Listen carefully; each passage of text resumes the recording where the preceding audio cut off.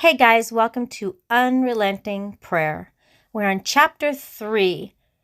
We learned about the judge who didn't have anything for man or for God, but the woman, just the widow, she kept bugging him for justice for her adversary, and he finally was going to give it to her because he couldn't stand her nagging him.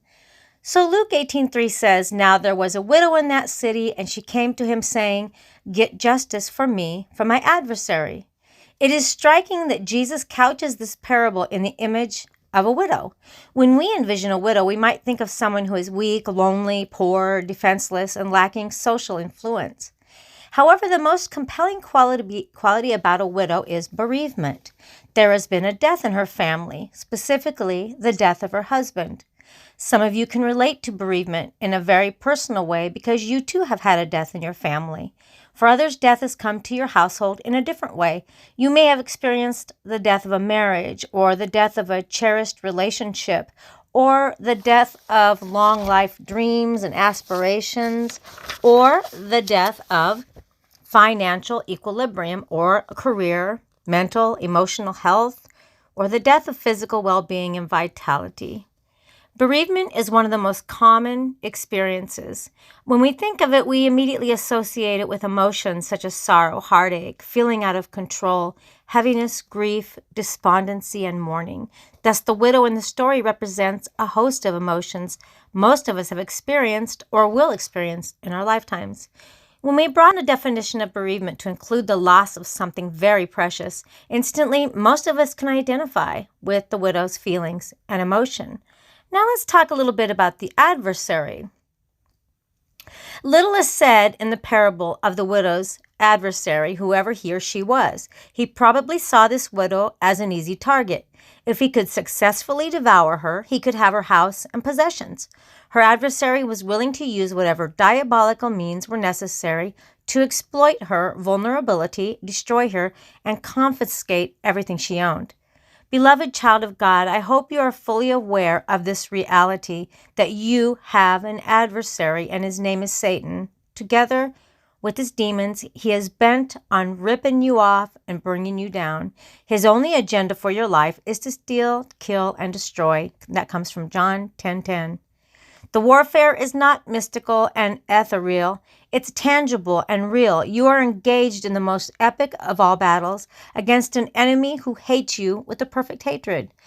Well, it's not so much that he hates you, but that he hates God. And he can't get to God directly, so he'll go to the next best thing, and that's he assaults God by attacking you.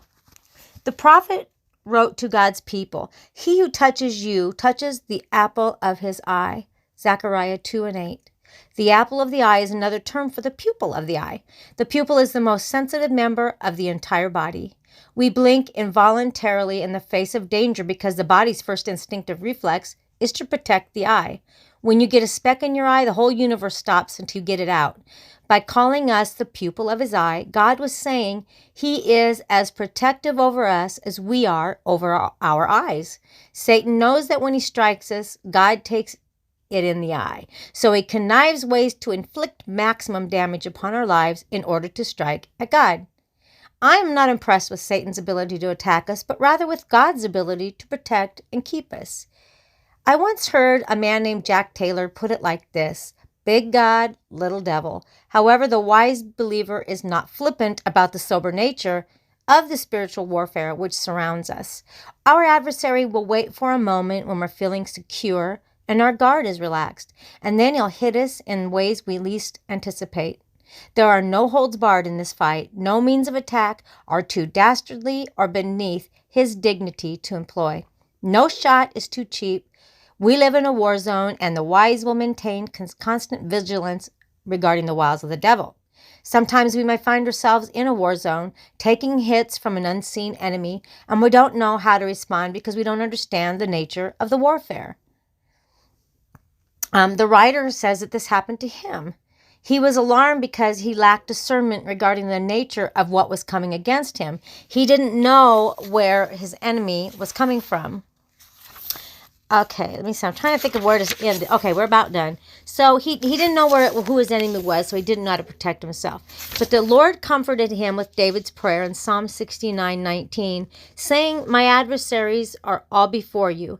David meant, even when I don't know who my enemies are, the nature of what is coming against me, Lord, you do. I may not know the source of the warfare, but I know the one who does. He sees my enemies, he knows every strategy against me, and he is able to deliver me from every evil thing and present me to himself without fault, with great glory. In this is all hope and trust. All right, I'm going to end it there, and tomorrow we'll talk about the judge's authority. All right? All right, guys, I love you and have a wonderful night. And if you're reading this along with me, thank you. And God bless you. Have a great day.